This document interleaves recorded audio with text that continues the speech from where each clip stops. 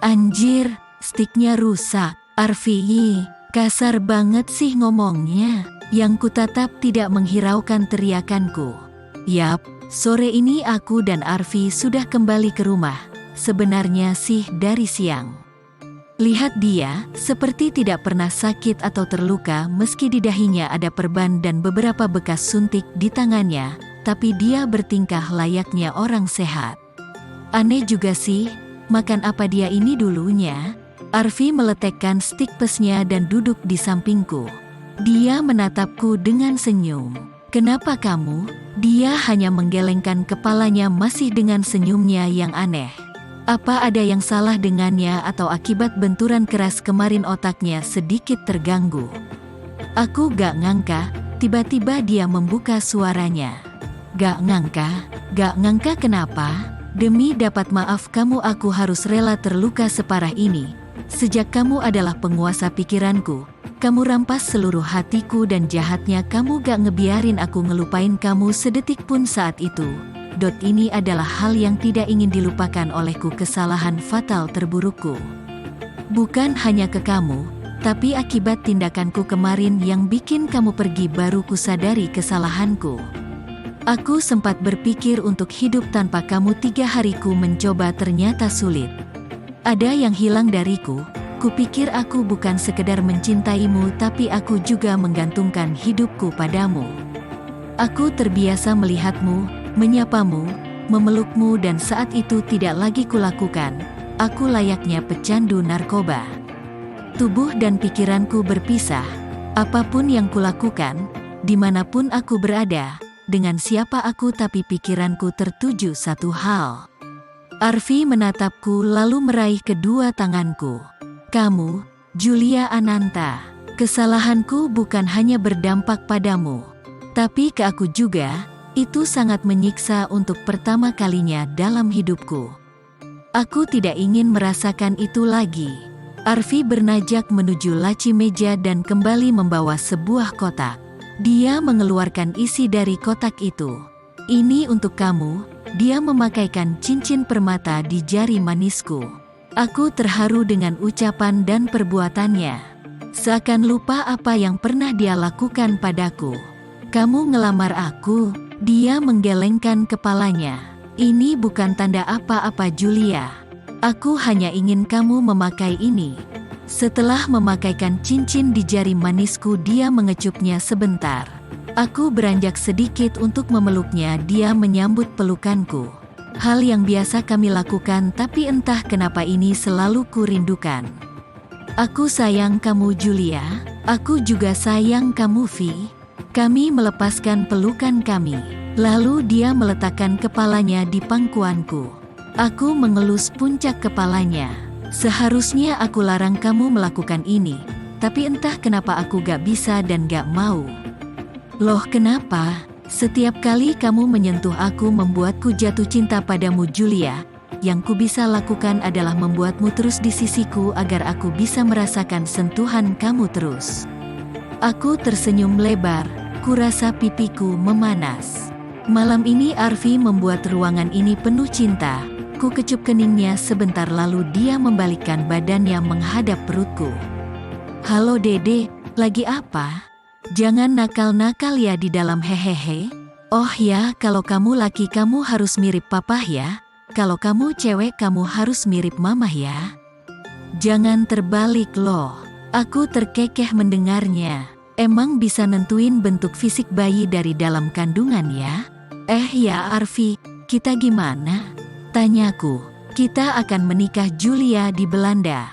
Belanda? Aku terkejut. Arfi menganggukkan kepala. Tempat orang tua kamu? Untuk apa? Kita bisa sendiri. Jangan pikirin mereka. Karena merekalah membuatku begini dan parahnya mereka juga membuatku melukai kesayanganku. Aku masih terdiam. Kenapa harus di Belanda sih? Kan di sini bisa. Kalau gitu kenapa gak di sini aja? Hehe mana bisa Julia?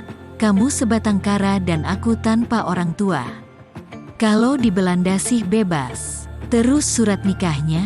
Saksinya? Arfi bangkit dari pangkuanku. Dia mencubit gemas pipiku. Cerewet deh. Semuanya udah aku atur gendut. Gendut, dia bilang. Aku menangkup kedua pipiku. Apa aku terlihat gendutan sekarang? Gemes ih, udah tua masih aja lucu kamu. Lagi Arfi mencubit pipiku, kini keduanya dia mengunyeng-ngunyeng pipiku.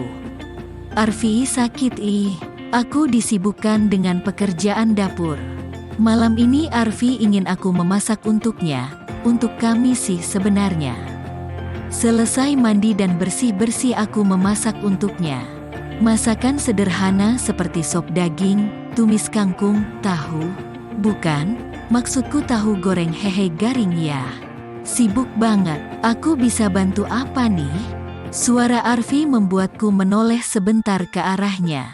Duduk aja di sana, ucapku yang sudah beralih memotong daging dan memasukkannya ke kuah sop. Yah, aku mau bantu sih, aku menoleh padanya. Kulihat tubuhnya yang hanya menggunakan singlet dan celana pendek serta rambutnya yang masih basah sehabis mandi itu seksi sekali menurutku. Vi, kamu kan abis sakit, kenapa mandi? Ujarku sambil memotong wortel kecil-kecil. Aku udah sembuh total kok, kan ada obatnya di sini, lengkap malah. Obat, vitamin, suplemen, dan susu. Lengkap kan? Dia menekan kata susunya. Mesumnya kamu gak hilang-hilang deh Vi, dia terkekeh. Gimana bisa hilang kalau yang dilihat tiap hari kayak begini, ujarnya sambil memandangiku. Iya juga sih, aku hanya memakai daster di atas lutut membuat lekuk tubuhku terlihat jelas. Detik berikutnya dia memeluk tubuhku dari belakang, dia mulai menciumi leherku, satu tangannya dia gunakan untuk mengelus perutku dan satunya lagi mengelus dadaku dari luar.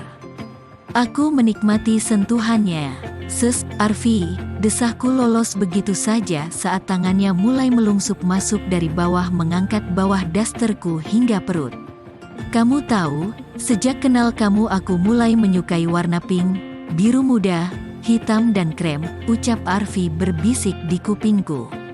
Sekuat tenagaku tarik kembali alam bawah sadarku.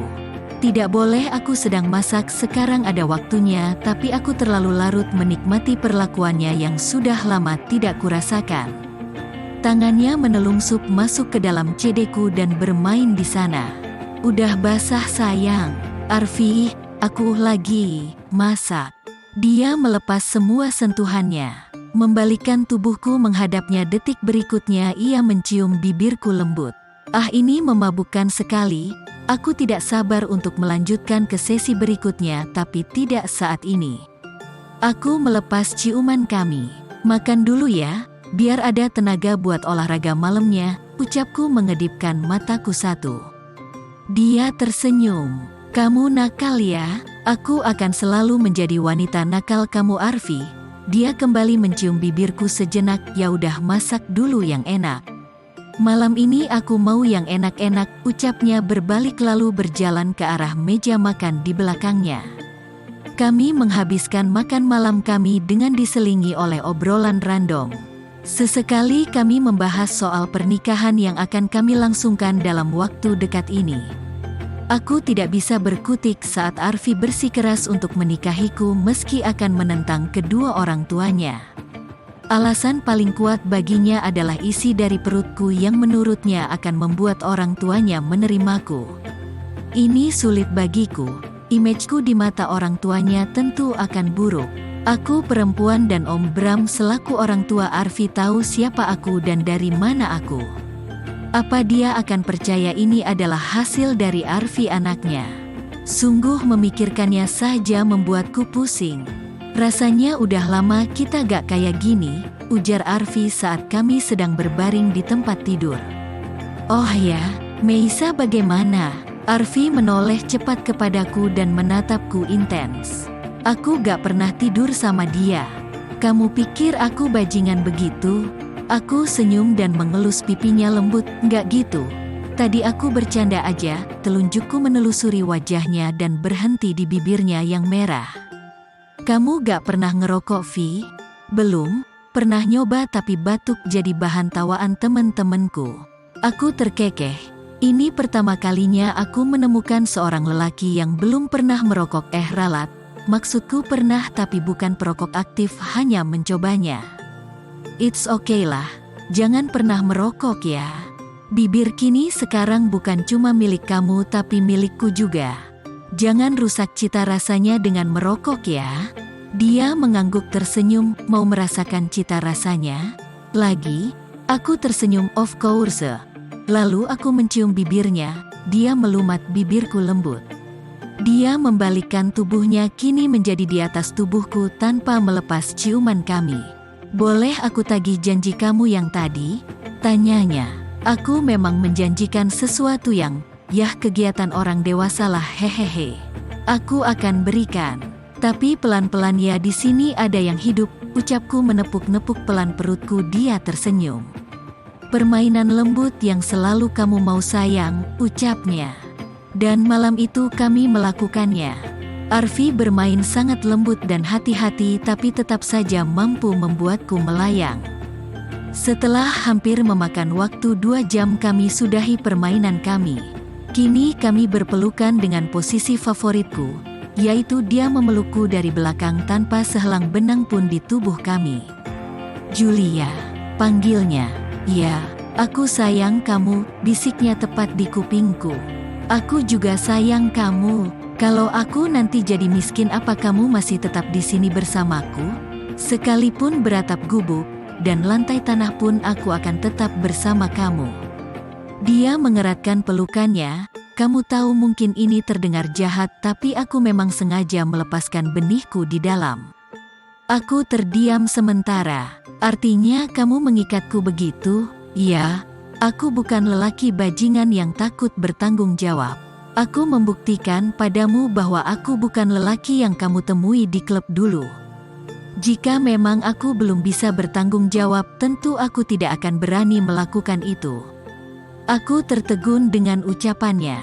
Lagi, Arfi membuatku menemukan seseorang yang berbeda. Meski harus kuakui caranya salah, tapi dia berani menebus kesalahannya. Kamu buat hidupku lebih berwarna. Klise memang, tapi itulah yang kurasakan. Kamu tahu aku gak pernah peduli apa latar belakang kamu. Saat melihat manik matamu pertama kalinya, aku tahu kamu tidak ingin melakukan pekerjaan kotor seperti itu. Aku menemukan ada ketulusan di sana. Ternyata lebih dari itu, kamu jauh lebih baik. Bahkan aku belum pernah merasa nyaman secepat ini dengan seorang wanita. Aku masih terdiam, tidak berniat membuka suaraku sedikit pun. Jika dia bisa menggambarkan aku seperti itu dalam kehidupannya, bagaimana denganku? Kehidupanku yang jauh dari layak dan aku merasa kotor secara tiba-tiba berubah menjadi wanita normal yang diperlakukan bagai permata oleh seorang pria tanpa dibayar dengan nominal. Julia, kamu membuatku kembali menemukan alasanku. Kamu lentera kecilku dalam lorong. Kamu gak seterang matahari, namun kamu mampu membuatku menemukan jalanku kembali. Kuhapus air mataku dengan cepat. Harusnya aku yang bilang begitu sama kamu, Vi. Terima kasih, Vi. Aku sangat beruntung bisa hidup bersama kamu. Hidup seperti ini tidak pernah ada dalam bayanganku. Aku bahkan tidak pernah bermimpi akan ada pria yang menerimaku setelah tahu pekerjaanku. Jangan bilang begitu. Meski suatu saat nanti aku dikenal menikahi seorang pelacur, aku gak merasa keberatan. Kebahagiaan itu tidak melulu ditemukan di tempat baik. Contohnya aku bisa menemukan kamu, wanita baik yang kucintai, meski aku menemukan kamu bukan di tempat yang baik. Aku langsung membalikkan tubuhku. Dia sedikit terkejut, lalu aku memeluknya erat, menumpahkan semua bahagia dan haruku. Dia yang semula terkejut mulai membalas pelukanku, mengusap lembut punggungku. Aku mencintai kamu, Vi. Aku hanya takut pandangan mereka ke kamu itu menjadi buruk setelah menikahiku. Aku tidak ingin menjadi benalu dalam hidup kamu, ucapku terisak. Apa yang mereka lihat belum tentu itu yang kurasakan. Aku lebih baik dipandang buruk, tapi aku lebih hidup bersamamu dibanding aku dipandang baik, tapi sebenarnya aku mati, ucapnya lalu beralih mencium keningku lembut. Aku pun berhenti terisak, lalu kupandang dia dengan senyumnya. Dia pun menjawil hidungku. Kok jadi cengeng gini sih kesayangannya aku, ledeknya.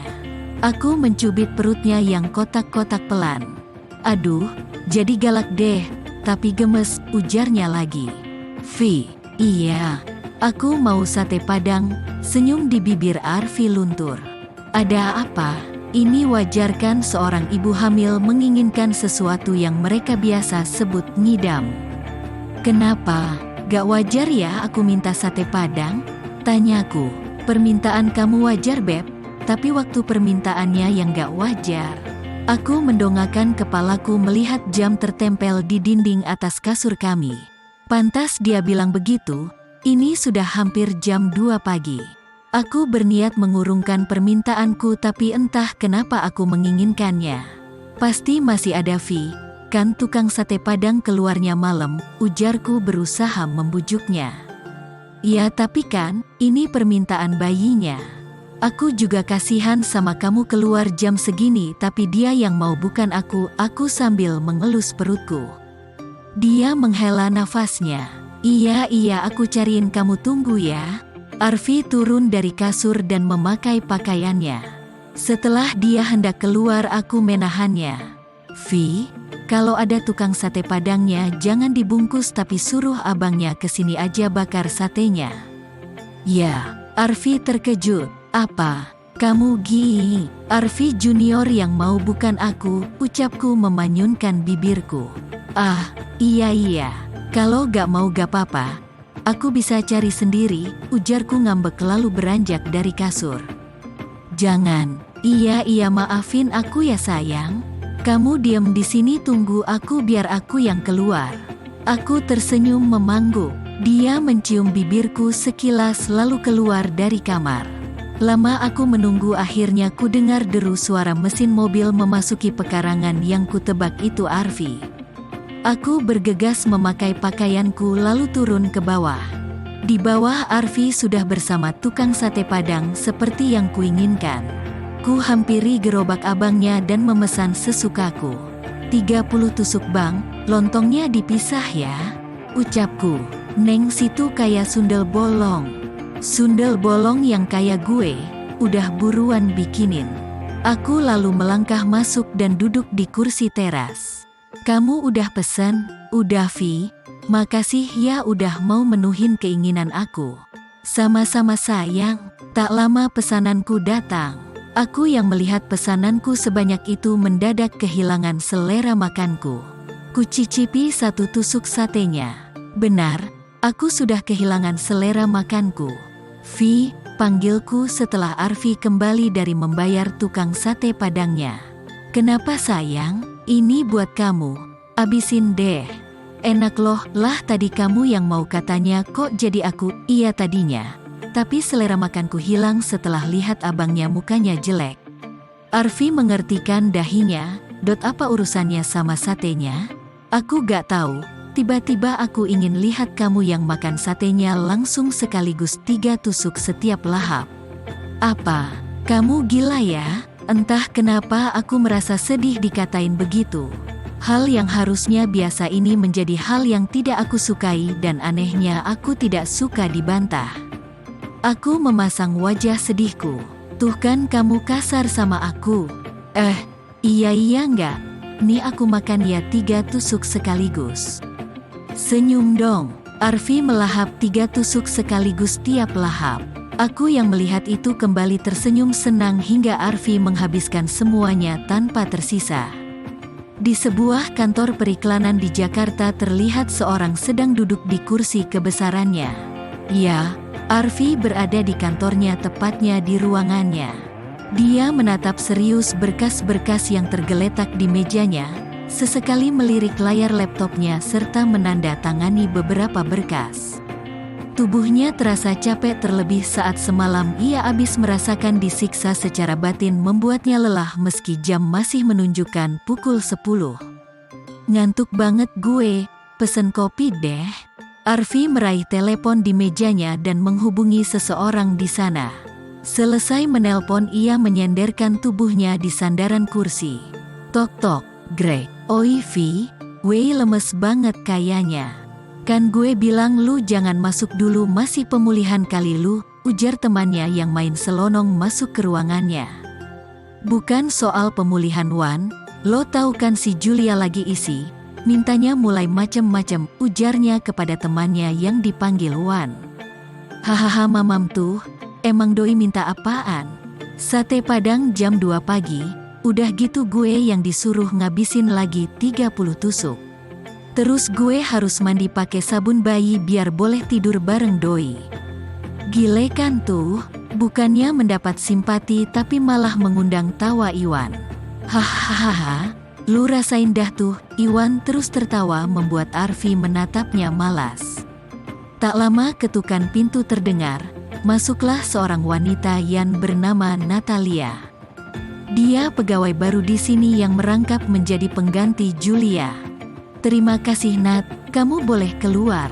Lalu Natalia keluar dari ruangan Arfi. Vi, kapan lu nikahin si Julia? BTW, jangan kelamaan entar perutnya makin gede. Apa pendapat orang tentang dia entar? Arfi merenung sejenak mendengar ucapan Iwan. Tiba-tiba senyumnya mengembang beralih menatap Iwan. Kenapa lu senyum-senyum? Naksir sama gue? Seketika Arfi memasang wajah jijiknya. Najis banget, gak ada yang bisa gue raba dari lu. 2 minggu lagi gue melaksanakan pernikahan gue di Belanda. Lu, Agus, Okta, sama Gre ikut ya sebagai saksi gue. Nah gitu dong, siap bos. Sekalian holiday yang nginep di rumah lu kan? Yoi, makanya mulai hari ini gue mau selesain tender rumah impian nih. Kalau udah terlaksanakan gampang tinggal bawahan nerusin. Sip, entar gue kasih tahu Gre supaya dia cepet ngerjain proyeknya. Di sela obrolan mereka HP Arfi berdering tanda ada panggilan masuk. Halo, petik 2 petik 2. Boleh, kamu mau makan apa? Petik 2 petik 2. Hah, kamu gak salah? Petik 2 petik 2. Iya sekarang aku pulang sayang. Jangan sedih, aku pulang nih. Tunggu 30 menit lagi aku sampai. Arfi bergegas mengambil jasnya dan keluar ruangan meninggalkan Iwan. Iwan yang ditinggal hanya menatapnya bingung. Tidak lama Arfi menyembulkan kepalanya. Wan, lu handle dulu ya. Gue janji liburan ke Belanda biar gue yang tanggung, oke? Arfi langsung pergi tanpa menunggu persetujuan dari Iwan. Iwan yang melihat Arfi seperti itu hanya geleng kepala. Kawan gue baru jatuh cinta lagi, seneng sih lihatnya, tapi ya nggak, gue juga jadi babu, bazeng ah. Keluh Iwan namun senyum tidak lepas dari bibirnya. Pasalnya Iwan adalah teman lama Arfi sejak mereka duduk di bangku sekolah menengah pertama hingga saat ini. Klek, wah iya kakak di sini. Makan siang yuk kak. Kak Julia nelpon aku, dia undang kita makan siang bareng, ujar Okta yang baru datang. Julia, tadi Arfi baru nerima telepon dari Julia deh kayaknya. Ah udah deh, gak usah bahas itu, ini Kak Julia suruh aku cepetan. Yuk ah. Okta menarik tangan Iwan keluar dari ruangannya. Lagi tanpa persetujuannya dia harus menerima ulah dari orang-orang sekitarnya seolah dia ini tidak ada harga dirinya. Por Iwan, disinilah mereka berenam berkumpul di atas rooftop rumah Arfi. Ada sebuah spor untuk barber lengkap dengan peralatan memanggang dan sebuah saung untuk berkumpul menikmati makanan atau sekedar bercengkrama. Terlihat wajah pria berdasi yang sudah berantakan kemejanya sedang mengipasi ikan bakar di atas tungku. Wajahnya yang terus ditekuk menandakan ia tidak menyukai kegiatan ini. Kak bumbunya, jangan kebanyakan nanti asin, ucap seorang gadis berkulit putih dengan tinggi hampir setiang listrik, ralat tinggi 172 cm. Angka yang cukup fantastis untuk tinggi badan seorang wanita. Taruh aja situ sih, jawab si pria masih dengan nada ketusnya. Bakarin yang enak ya kakak, ledek gadis jangkung itu bernama Okta. Berisik, Okta pun pergi meninggalkan si pria itu. Pria bernama Arfi tersebut hanya mendumel saja, pasalnya ia harus memenuhi keinginan kesayangannya yang sedang hamil muda untuk membakar ikan. Dengan berat hati ia jalani, padahal jika mau ia bisa membelikan 10 ekor ikan bakar, namun kesayangannya tidak menginginkan itu, melainkan ia ingin makan ikan bakar dengan masakan tangan Arfi. "Makasih sayang, ini pasti enak," ucapku memuji masakan Arfi. Yang dipuji masih menekuk wajahnya. "Ah biarlah, sekarang yang penting makan dulu. Sering-sering Jul ngidam kayak gini.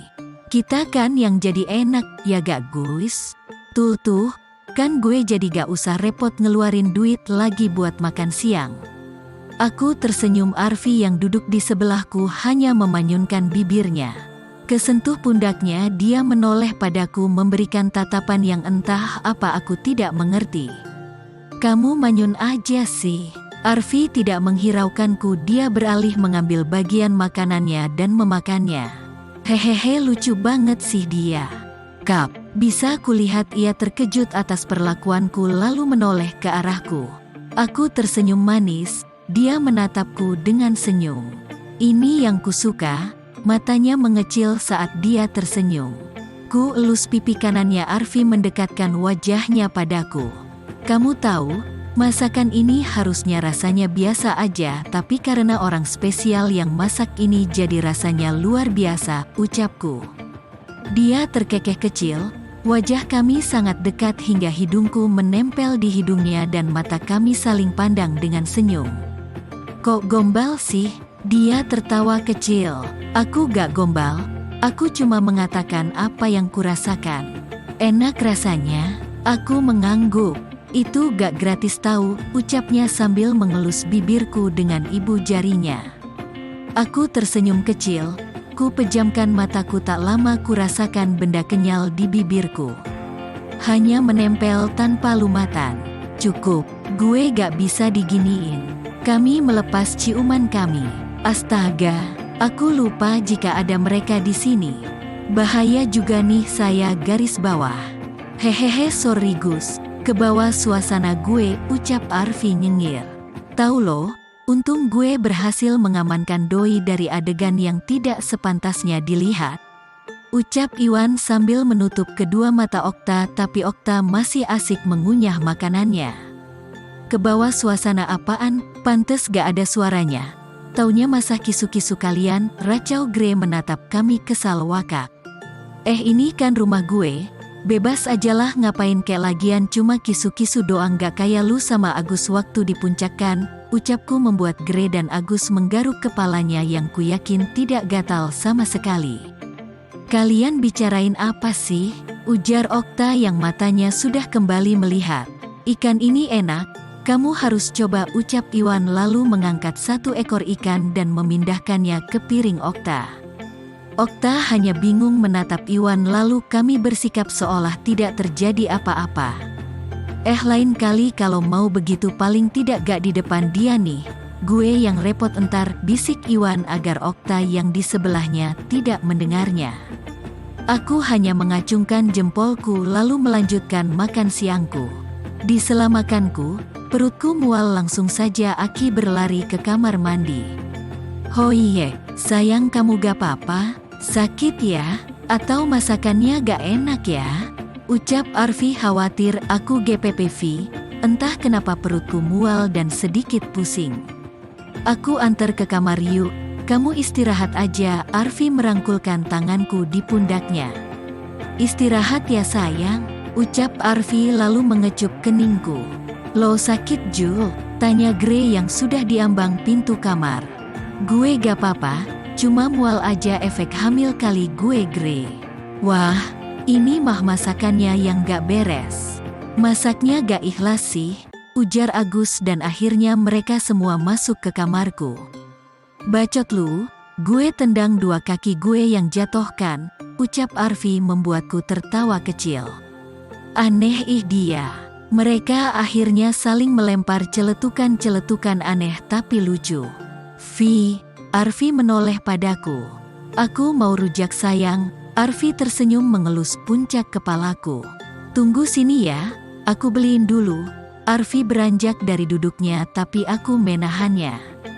"Kenapa sayang?" Aku diam menatapnya. Rujak yang buahnya langsung dari pohonnya masing-masing, Kendondong, bangkuang, mangga muda sama nanas ya. Hah, astaga, tidak lagi. Arfi menghela nafasnya kasar. Aku hanya memberi tatapan memohon. Iya, aku cariin ya. Kamu di rumah aja. Arfi beralih menatap Iwan dan Agus. Mereka yang ditatap bergegas bangkit, tapi kalah cepat Arfi menutup pintu kamar dan menguncinya. Kalian harus bantuin gue, ujar Arfi. Waduh, gue harus balik ke kantor Vi. Gue ada klien Vi, sorry aja nih. Gak ada, gue tahu lu bohong Agus. Klien apaan? Lu juga Wan, lu kerja sama gue juga udah, tenang aja. Vi itu kan bini lu, kenapa jadi kita yang repot sih? Gue minta tolong Iwan. Nanti kalau bini lu pada bunting gue bantuin juga deh saat ngidamnya, ujar Arfi memohon. Oke, kita buat kesepakatan kalau ada pohonnya lu yang manjat, kita yang jaga di bawah. Arfi menimang-nimang kesepakatan. Ia terlihat berpikir. Mau gak? Iya, oke deal. Akhirnya mereka bertiga keluar mencari apa yang ku mau. Kusandarkan tubuhku, berpikir apa yang akan terjadi jika perut ini membesar. Ada sedikit perasaan malu saat melihat mereka. Ya, mereka Gracia dan Okta yang kini sedang ngobrol di atas kasurku juga. Bodoh rasanya aku sebagai wanita bisa sampai hamil di luar nikah seperti ini. Arfi selalu bilang jangan malu karena ia akan bertanggung jawab dan rencananya 2 minggu dari sekarang akan menikahiku. Aku mengadahkan kepalaku.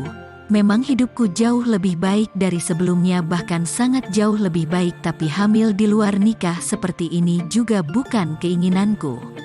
Ku tarik selimutku karena AC di ruangan ini sepertinya sudah bekerja maksimal. Suhu di ruangan ini juga mulai dingin. Ku baringkan tubuhku, mungkin Arfi akan memakan waktu lama. Ku putuskan untuk memejamkan mataku sejenak. Suasana kamarku seperti kapal pecah. Setelah ngerujak berjamaah masing-masing dari kami sibuk sendiri, ada yang tidur di lantai, jungkir balik di sofa kepala di bawah dan kaki diluruskan ke atas, ada juga yang... Itu si Grace sama Okta ngapain sih? Ku perhatikan ulah mereka, mataku memicing supaya bisa melihat jelas apa yang sedang mereka lakukan. Beb, Okta sama Grace ngapain sih tengkurap berduaan gitu? Tanyaku pada Arfi yang baru saja datang membawa susu. Oh, tuh anak dua ngadu semut, satu semut merah, satu semut hitam. Biasa orang waras mah gitu, jangan dipikirin. Arfi beralih memberikanku susu namun aku menolaknya. Kamu harus minum ini sayang, biar dede bayinya sehat, bujuk Arfi, namun aku tetap tidak mau meminumnya. Nanti aja Arfi. Taruh dulu di situ, susunya masih panas, ucapku. Arfi menghela nafasnya lalu menaruh gelasnya di nakas. Ia beralih duduk di sisiku dan menuntun kepalaku bersandar di pundaknya. Minggu ini aku akan sibuk dengan pekerjaan. Aku kejar supaya seminggu ini bisa beres. Minggu terakhir bulan ini kita akan flight ke Belanda buat siap-siap di sana. Aku mendongakkan kepalaku melihat Arfi. Dia tersenyum manis padaku, bibirnya yang merah terpahat indah di sana. Ku sandarkan kepalaku di pundaknya lagi. Arfi meraih sebelah tanganku dan kurasakan kecupan singkat di puncak kepalaku. Bagaimana dengan orang tua kamu? Papi tahu aku siapa dan Angelo? Arfi tersenyum remeh. Persetan dengan mereka, apapun itu aku hanya ingin kamu terus di sampingku apapun yang terjadi. Teruslah di belakangku menjadi penguatku untuk hadapi semuanya, ucapnya. Aku mengeratkan genggaman tangannya. Aku tahu ini berat bagi Arfi, banyak yang ia korbankan untukku. Dan aku hanya bisa menebusnya dengan kesetiaanku. Yah, semut Okta mati, teriak Okta sambil menghentak-hentakkan kakinya. Ia lagi semut hitam mah gak bisa berantem tahu. Kini Grey yang berbalik badan menjadi telentang. Aku terdiam, pandanganku beralih pada dua makhluk yang tidak kalah anehnya. Iwan masih asik tidur di bawah sambil guling-gulingan, Agus masih sama kakinya ke atas. Lalu kulihat Arfi. Vi, panggilku. Ia masih terdiam seperti melihat sesuatu. Ku ikuti arah pandangan Arfi. Pantes dipanggil gak bergeming. Lagi melihat segitiga biru muda dan segitiga hitam ya. Ku tiup sebelah kupingnya. Aduh, iya kenapa Beb? Kenapa? Ngeliat apa kamu? Gak. Lihat apa-apa Beb bener. Bohong, aku gak kasih jatah nih. Aku terlihat meneguk ludahnya. Anu itu lihat Grace sama Okta. Tapi bukan aku yang salah, mereka tuh yang buka warung sembarangan. Aku menatap Arfi sebal lalu beralih ke dua makhluk di bawah sana. Segera ku tutup mata Arfi, mengajaknya berdiri dan keluar. Kamu kenapa sih? Masih nanya lagi kamu? Tuh lihat di dalam Grace sama Okta malah makin lebar aja. Arfi menyingkirkan tubuhku dan hendak membuka pintu kamar. Kamu buka gak? Aku kasih jatah setahun. Iya enggak? Tadinya suruh lihat. Emosiku memuncak. Arfi, ku cubit pinggangnya dengan kukuku yang tajam biar rasa dia. Aduh iya udah enggak. Ampun Beb, enggak lagi. Sakit rintihnya. Aku tersadar akan perlakuanku lalu mengelus bagian yang barusan ku cubit. Maaf ya, kamu sih nyebelin. Ngapain lihat-lihat punya Okta sama Grey? Ye kan mereka aja yang buka. Aku mah cuma nengok terus, mataku otomatis ngelihat. Aku melototkan mataku. Swear deh aku gak lagi deh besok-besok buang muka aku. Tiap hari juga lihat punyaku. Apa bedanya, sama-sama rata kok, sama segaris, sama-sama lobang juga isinya. Buat pengalaman aja Beb, ucapnya pelan namun masih bisa ku dengar. Oh jadi pengalaman ya, nanti jajan juga alasannya pengalaman begitu? Bagus, malam ini aku gak mau tidur sama kamu. Ujarku berlari ke lantai bawah menghiraukan panggilan Arfi. Biarin lagi kesel juga. Seminggu sudah berlalu, di weekend ini aku dan Arfi sedang packing barang-barang yang akan kami bawa ke Belanda nanti. Pekerjaan Arfi pun telah selesai, tapi bukan Arfi yang menyelesaikannya, melainkan dua asistennya Grey dan Iwan. Lalu Arfi, entahlah aku merasa paling egois di sini. Aku tidak bisa jauh dari Arfi. Aku terlalu manja, bahkan aku tidak bisa membiarkan Arfi pergi bekerja full day. Ia akan pulang saat aku menelponnya. Tentu aku harus merengek dan memohon agar ia mau menemaniku di rumah. Selesai ye, aku capek Beb, ujarku. Arfi hanya merengut. Capek ngapain, semua gue yang beresin, gumam Arfi, tapi aku masih bisa mendengarnya. Hihihi iya sih, dari tadi aku hanya memilih pakaian dan barang yang ingin kami bawa semua, Arfi yang memasukkan ke dalam koper. Gak ikhlas banget sih. Arfi menoleh padaku lalu tersenyum mengelus pipiku. Gak apa-apa kok sayang. Kita keluar yuk makan siang. Aku menimang-nimang mengetukkan telunjukku ke daguku. Fi, kita ke Ancol yuk, makan di Bandar Jakarta. Arfi mengangguk. Yuk, mandi dulu, kamu dari pagi belum mandi. Aku mencium ketiakku. Astaga, bau mayat kecoa nih, ketek garis bawah. Gendong, iya. Arfi menggendongku lalu membawaku ke batub setelah ia melepas semua pakaianku. Ya udah, kamu mandi dulu deh. Aku masih mau masukin baju di koper tuh. Tinggal satu lagi, aku mengangguk dan Arfi pun keluar. Aku membersihkan diriku. Setelah selesai dengan urusan kamar mandi aku keluar, tapi aku tidak menemukan Arfi di kamarku. Mungkin dia di ruang tamu gitu, pikirku. Ku buka handuk yang membelit tubuhku. Ku tatap tubuhku tanpa sehelai benang pun di pantulan cermin. Gila, makin lebar nih badan. Perut, pinggul, sama dada makin gede. Apa orang hamil begini ya?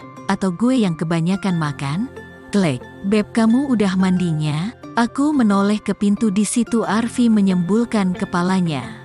Ia masuk menghampiriku. Kenapa, kamu sakit? Aku gak apa-apa Vi, cuma ngelihat badanku jadi mekar gini ya. Aku berbalik kembali menatap tubuhku di cermin. Arfi pun mengikuti arah pandangku menatap tubuhku di cermin. Aku sudah tidak canggung atau malu lagi di depan Arfi meski tanpa sehebali benang pun. Ya iyalah, buat apa juga malu, udah sering juga. Menurutku tubuh kamu ideal. Aku suka, ia kini memelukku dari belakang.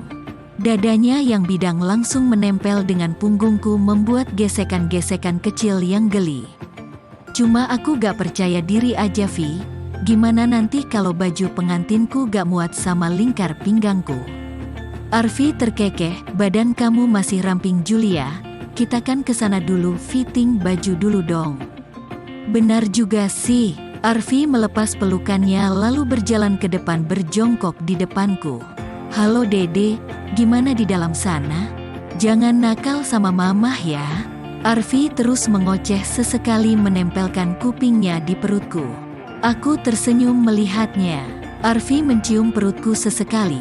Maksudnya dia sih mencium perutku, cuma dia ini terlalu ke bawah, nyiumnya hampir mendekati area sensitifku. Arfi bangkit lalu menatapku. Kamu pakai baju gih, nanti aku hilaf repotkan, ujarnya. Namun aku tidak mengindahkan peringatannya, justru aku malah tersenyum. Hilaf bareng yuk, ujarku mengerlingkan mataku.